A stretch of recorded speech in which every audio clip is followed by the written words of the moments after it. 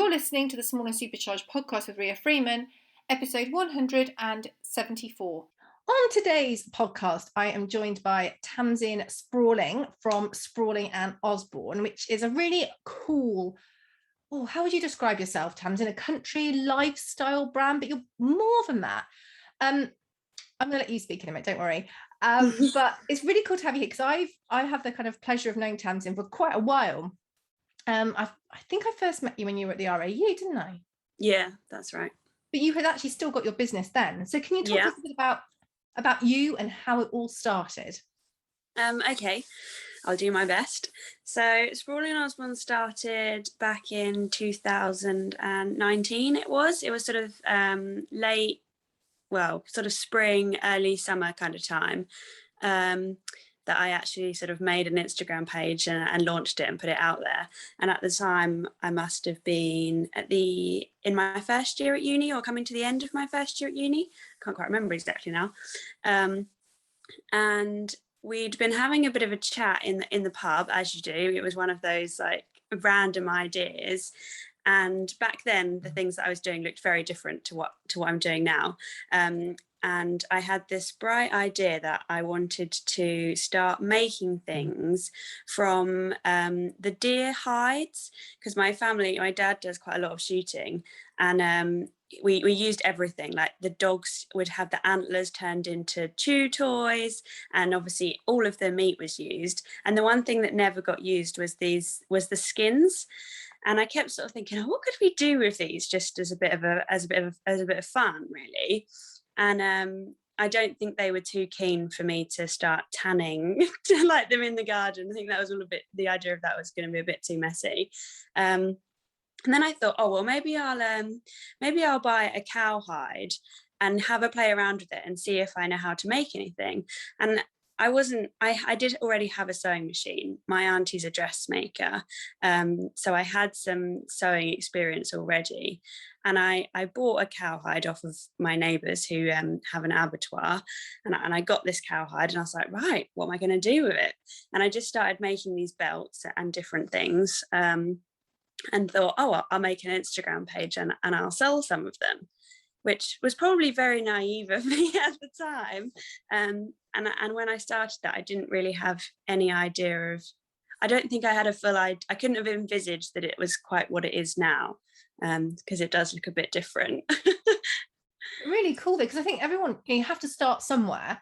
And I guess that working with cowhide kind of whet your appetite a bit for the creative side of, because obviously now you do something very different. But so initially you started with the belts, you had tassels for boots? I did boot tassels. That I still do those. I don't advertise them on the website, but that people still come to me for special requests. And if I've got the right bits of hide left over laying around, I will make them. But I don't do a lot of them anymore. But they were sort of one of my things that I think really, or that they got quite popular, because there wasn't anything else really. This was before Fairfax and Favour did their own cowhide tassels. So anybody who had a bit of a thing for cowhide, like that was kind of the only option they had. And that spread quite well with word of mouth. Lots of people came to those. I remember I had one Christmas where it was just tassel after tassel after tassel. But after doing the tassels, I moved into, because I was at uni and it was quite tricky to manage everything all at once, I ended up getting some t-shirts and having them printed up with my logo on them. And that was how I moved into the clothing side of it from cowhide. Slightly random, but but I think the brand has got such a nice name. I think the name is really cool. But at this point, were you buying the t-shirts in and getting things printed on them? So I know obviously now you've kind of evolved a few more steps or changed a few more steps. So you got a selection of different t-shirts in. How did that work? So I obviously because the whole cowhide thing had started in I don't want things to be wasteful. When I was then doing a bit of research around about things, I noticed that there wasn't really a lot of, although like things being sustainable was becoming a bit more popular in a lot of the mainstream brands and sort of more mainstream styles, I didn't really notice it very much in the country kind of sector at that time. and there was a lot about sustainable food and farming and that side of it. But I thought actually, oh, maybe there's a gap here to make some to have a country brand where actually what you're wearing isn't harming the environment. Because if you're somebody that cares about like making sure you're eating food that's good for the planet, you don't want to then be wearing something that's doing the complete opposite. So I started to do a bit more research into that, which is why I started out with organic cotton t-shirts.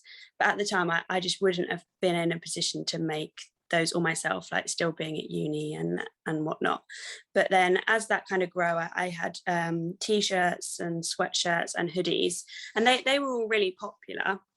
But I think I got to a point where I felt like there were then a lot more people doing the same thing that I was. And not that I had a problem with that at all. I think there's space for everyone, but it had moved away from being sustainable in a way, because although they were made from organic cotton and recycled polyester, I just felt like if everybody could buy, if everybody was then just buying 10 different jumpers in 10 different colours, that still wasn't really fitting with the purpose that I had in the beginning. Sure. Which is why I changed it in the end. And then how did you move from that to now where you are, isn't it? So you moved from that. What was that kind of transition like, and how did that come about? So I am slightly bizarrely proportioned, and I've never been able to just go into a shop really and pick something off the rail that would fit me that well. And with my auntie being a dressmaker, I'd had quite a few things that she'd altered for me, or that I'd altered for myself, or that she'd made completely from scratch, just because I wouldn't have been able to buy something that fitted. So I started to sort of do a bit more practice with my sewing and have a go at making more things myself. And in the beginning, we started out with doing tweed skirts, because that was something that I really would never have been able to buy off the shelf that fitted. So she was making making tweed skirts for me. And then from there, we just kind of expanded into different clothes and more of that, the made to order side, so that we could cater for people who, for everybody really, because you've got all sorts of different shapes and sizes. And I got rid of all the wholesale style of doing it with just buying stuff in, and now everything is only made to order or made by me, which is really all good fun. I have the privilege of testing one of the new quarter zips, and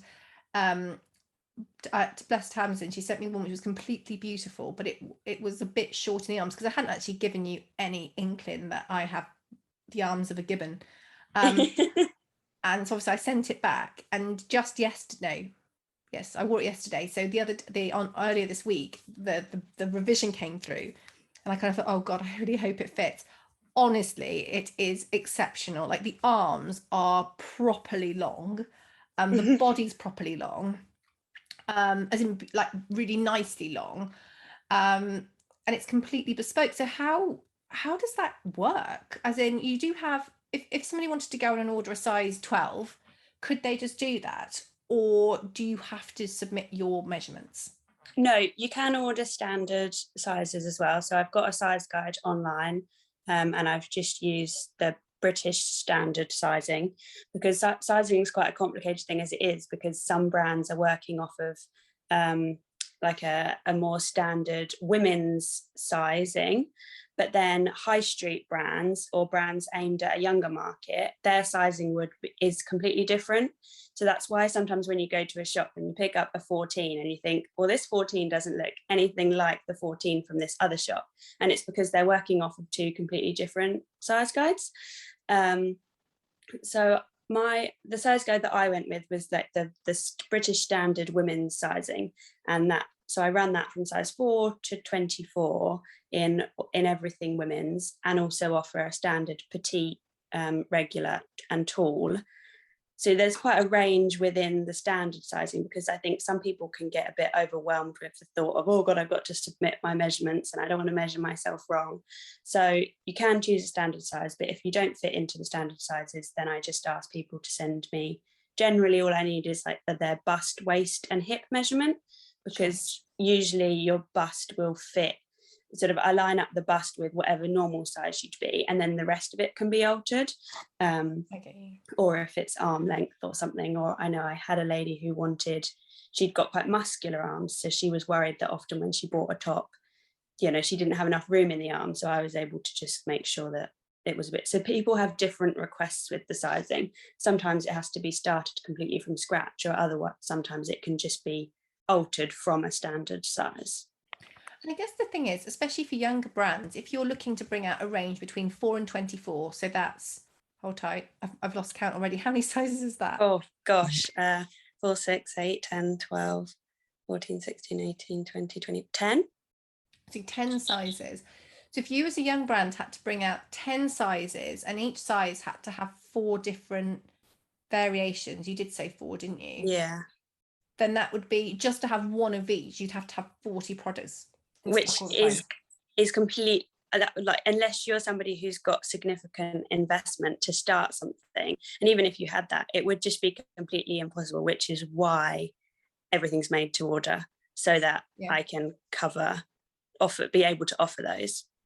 Yeah, because that's the thing as well, you could have a 4 petite and a 24 petite and a whatever petite and a 14 petite, and actually you normally sell the middle size, or you normally sell the tall or whatever, and you then would have wasted stock. And of course, if you're talking about how it's really important to get that sustainability angle, not just from a business point of view of not having stock sat there with a kind of price tag on it, but just from a sustainability point of view, it's important to make what's needed, isn't it? Definitely. I think that's something that I've always seen as a bonus with it. You don't, because I don't like to discount my products either, and obviously that's one reason why brands have to discount, is because you end up with, you might buy something in and you wouldn't usually buy the same number of each item in each size, but you might buy, if you're doing small, medium, large, you might buy 5 medium and 3 small, but you don't know what your customers are going to buy, so you're always going to end up with a bunch of things left in one size, and then you can't hold on to them forever. So if you want them to go somewhere, you'd have to sell them off, whereas by being made to order, I can just avoid that problem altogether. And I guess as well, it helps you kind of bring out new colours, try new styles, because you haven't got all your money tied up in stock. Absolutely. Yeah. So the one I'm wearing at the moment is a green, which is an olive green. I was admiring that and just wondering if it was actually the sun or whether it was actually olive green. No, it is. It's an olive green, which is new. I'm just putting it through its tests at the minute to see what I like it, make sure I get some new content and photos and everything ready for the website, and then it will be going out. But yeah, if I had to, like you say, again, if every new colour you needed in all of those different sizes, it would just be completely impossible, which is why generally, especially in the country market, I think you usually see that sort of 6 to 16. Yeah. And lots of people find that quite, that I've seen some brands get really kind of hounded for not having a variety of sizing, but I do sympathize with them, because unless you make things yourself, it is completely impossible to cover that wide range. No, I agree. And I think this is a really strong point, actually, because I know it is important that everybody has beautiful clothes to wear that they feel good in. And I completely agree with that. I couldn't agree with that more. But as you say, from a commercial point of view, if you're having to stock every single size, not sure if you're going to sell it, or you don't know how many to order and it's not even just sort of the different ends of the scale, it's in terms of the length and the tall and the petite. It's very difficult to be able to predict exactly who's going to come through your door and exactly even what fit they like, because some people who could be a 12 might actually prefer a 10 in some things because they like a snugger fit, or they might prefer a 14 in others. So it's really difficult for a shop or a manufacturer to be able to fully cater for everybody if they've got to forward order. It's really difficult. It's really challenging if you can't just do, as you say, do what you do and do things made to order, which is, I think, why it's so great to have this service available, because it just means that anyone of any size, any preference in how, as you say, like the lady with the more muscular arms, or I've obviously got longer arms, I normally wear a 14 in everything, but the arms and the body length, particularly the arms, actually can be a real thing where I sometimes won't buy things because I think actually it finishes too far up. It's like not a 3/4 length, and it's clearly should be a cuff length, and I just won't buy things. Whereas if you can just say it's lovely, but could I have a couple more inches on the arm, it just changes the game really, and people are really delighted with what they've got. So one of the things with bespoke products is that sometimes they can have a really long lead time, can't they? You can order them and then you have to wait for ages for them to come about. So what's the deal with your products and how do you do it? This is something I've really struggled with. I'd love for my lead times to be shorter, and I'm hoping that over the coming months I can get them shorter, because I've started to get some extra help with the sewing. But by and large, it's just been me. So usually I indicate sort of 2 to 3 weeks for something to be made and shipped. There's situations where something might get messed up and then it has to be redone. For instance, I don't have an embroidery machine, so I have to send my embroidery out, and sometimes machines make mistakes and something goes wrong, and then something comes back to me and I have to restart it. And I hate when that happens, because I always feel so terrible, because I know when I've ordered something, you just want it right away, don't you? But yeah, so generally speaking, 2 to 3 weeks at the moment. And hopefully I'll be able to get that down over the coming months as I get a bit more help with the sewing. I don't think 2 to 3 weeks is bad at all. At all. And we're seeing more people do, which is something I'm very pro, forward order on items. So even like stock items, if they've got them coming through, sort of selling them on forward order before they actually arrive, which is great to get an indication of how popular something's going to be. And obviously it's great from a commercial, from like a cash flow point of view. And I think people will happily wait 2 or 3 weeks for a forward order item. So I think having a bespoke item with you in like 2 to 3 weeks is flipping amazing, to be honest. I do my best, but So how does the process work? As in, so I place an order today, and then what happens? Who does the cutting? Who does the stitching? How does it work? Take us through the life of a garment. It depends a bit on the product at the moment.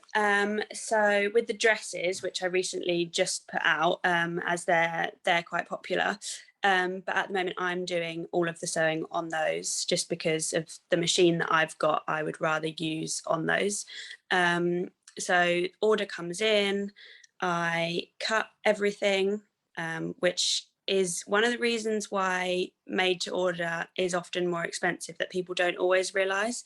Because when you have something in a factory, obviously they can cut a huge stack of fabric all at the same time and cut out multiples, which obviously is the actual cutting itself takes quite a long time when you're doing each one individually. So after each of the items are cut, I then stitch them together. So something like a dress is done on an overlocker.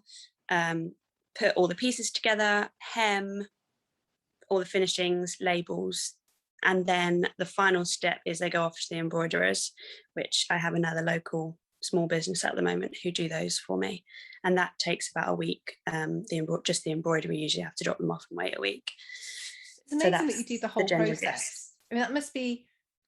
What's your kind of favourite bit of the process? Oh God, I don't know. I think there's something quite satisfying when you that final bit of when you've put something together and then it goes off and it has its like last bit of embroidery and then it's ready to go. But I do really enjoy the actual sewing itself. I find that it's quite therapeutic for me. Cutting out is quite slow and painful when you've cut sort of 10 of the same item. But generally speaking, I don't have a favourite per se. Didn't you very recently launch because I know you came to our social sessions event over at Willow Barn wearing a beautiful dress, which was your own creation. Yeah. Haven't you very recently launched them, and didn't they completely sort of fly out the door beyond your expectations? Yes. I put them out on Sunday. It was Sunday. And I ordered in sort of enough fabric, thinking, oh, okay, I'll make sure I've got some fabric for each sizes, for each colour, because there's navy, ivory, and a navy ivory stripe. And yeah, I think within about 15 minutes, all of the navy fabric that I got was gone. And I was like, oh no, what do I do now? But luckily, I managed to that fabric is one that I can reorder because it's a nice British mill. So the fabric itself is made in the UK as well. And I managed to put in a quick order, which will hopefully be here this week to get some more so that I could keep up with them all. But that was a little bit overwhelming. And now I've got the mammoth task of getting them all cut out and stitched together.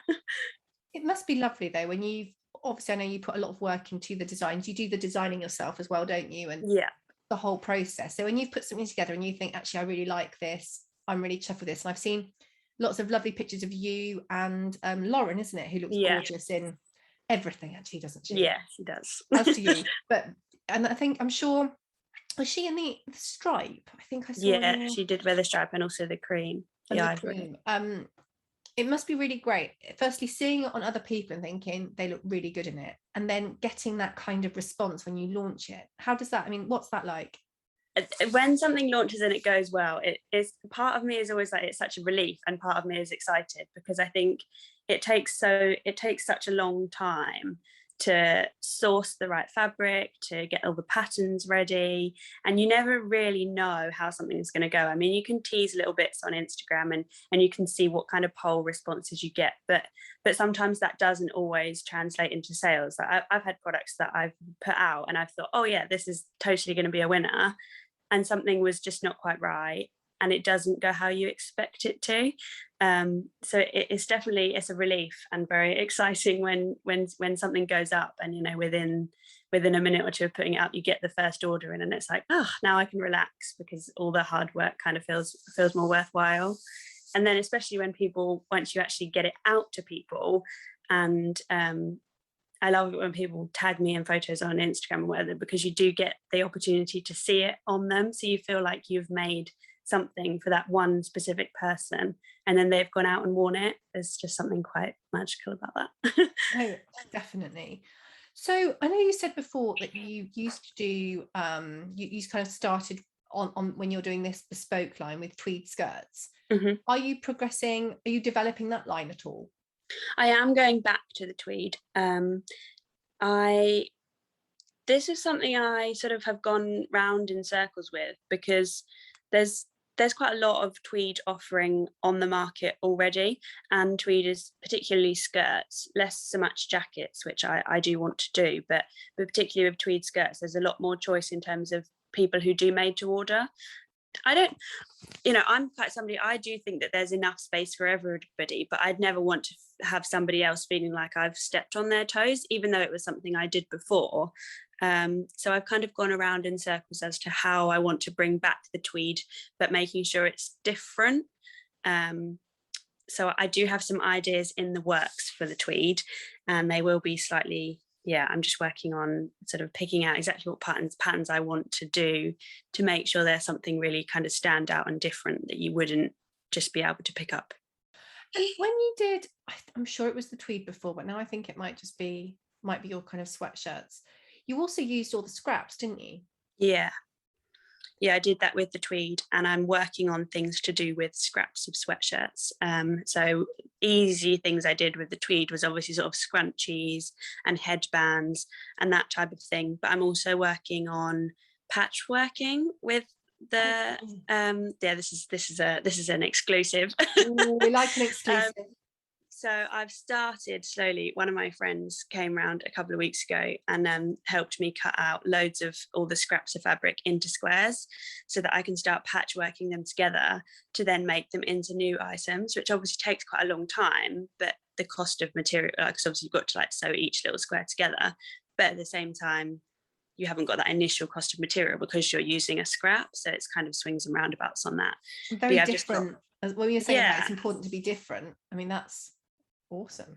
And every single one will be different, because you can't, obviously when you're using scraps you can't get to the same, but I think they're going to look quite fun. I need to get one fully finished so that I can get it up, but that's what we're working on with that. Well, I love an exclusive. So what's been the kind of highs and lows of your sort of business journey so far? I'm going to start with the lows, because then we can bring it up to the highs. So have you had any sort of particular lows where you just thought, gosh, this is insanely hard. Why am I doing this? I could just get a normal job. Well, I do still have a normal job as well, which is definitely like a bit of a nice balance to go with it, I suppose. But sometimes I've definitely had days where you wonder, why do I do this? If you put something out and you don't get quite the response, or you've spent hours and hours trying to find something and it's just not going to plan, that's usually when I'm looking for fabric, is when I get in those moods, because often if I get an idea in my head of something that I want to do, it's then almost impossible to find the right fabric and the right materials, and you feel like you end up in this scroll hole of Google and speaking to different mills in this country, or you can only find it but it's in China, and then you don't want that. And sometimes I just think, why do I put myself through all of this stress when I when I could just like you say, have a normal job, or not be so strict on what materials I use, or that kind of thing. But then somebody tags you in a picture on Instagram, or you go and you see somebody wearing something, and it kind of all makes it worthwhile. So I was going to say, what are the highs? What have the kind of are there any points you've thought, yes, this is awesome. I am where I'm meant to be. I'm making a difference. I'm doing the right thing. I've had a few very nice messages on Instagram of people who've sort of reached out and said, I've always felt so sort of disheartened when they want to buy something because something doesn't fit, and then they've managed to get exactly what they want, and they've never put something on and been like, oh, I love this. And I think that for me really, really does make a difference. Although something I'm waiting for that I think will be quite a high when it happens is being out and about and coming across somebody in my item that I don't know. I've had sort of family members and other people see people in things, but I've never just been walking along and seen somebody else in it, which is, I'm quite looking forward to the day that happens. I think that'll be a big high. Absolutely. I think as well, what you were just saying then about people saying they haven't been able to, I think, to fit them properly before. I think that really, if you look at the kind of population of people and all the different shapes and sizes, very few people are average, because the average is obviously the sum of all the sizes sort of put together and divided by how many, isn't it? It's not necessarily what most people are. And in some ways it's kind of weird in the first place that we ever got into this situation where all women are expected to go into the high street shop and fit into a size between like a 6 and a 16, like you say. It's just not gonna, when you think about the number of people there are, we don't all look the same, so why would we all fit into the same size clothes? No, I couldn't agree more.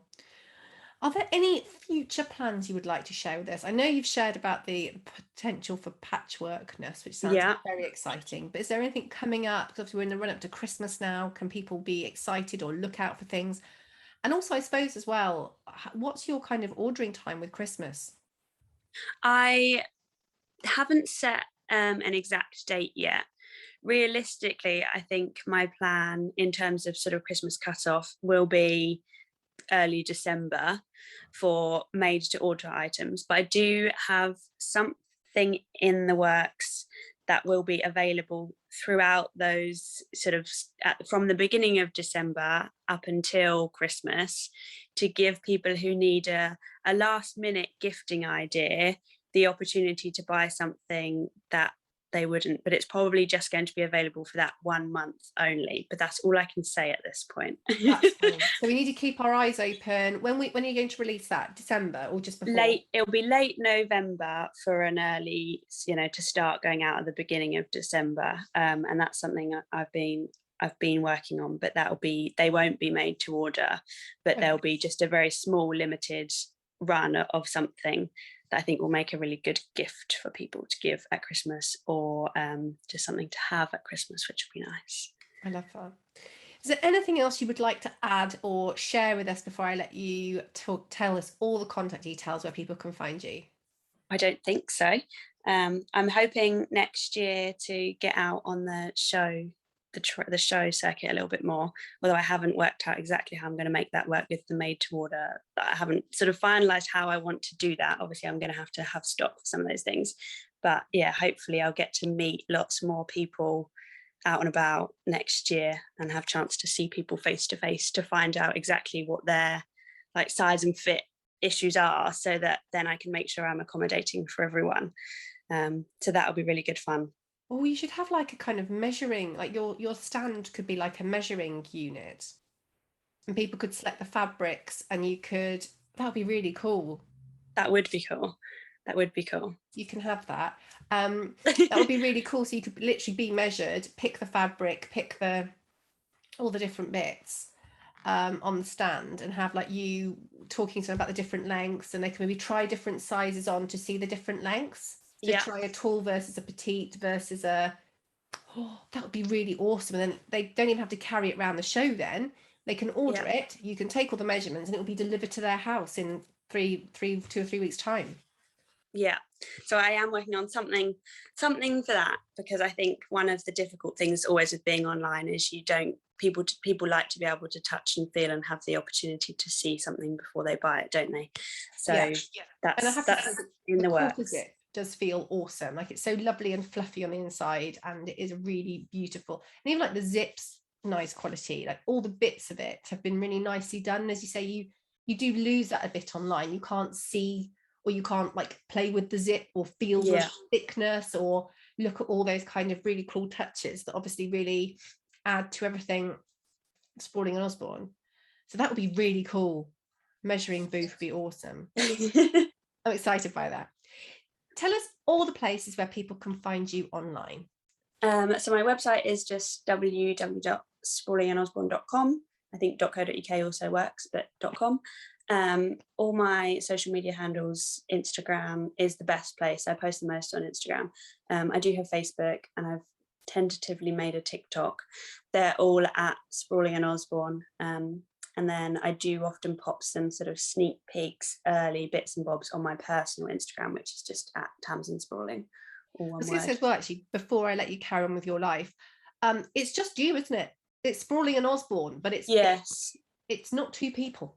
No, I do get that a lot. Lots of people will send messages, and the way they assume that it's me and somebody else, but the Osborne is my mum's maiden name, so that's where that comes from.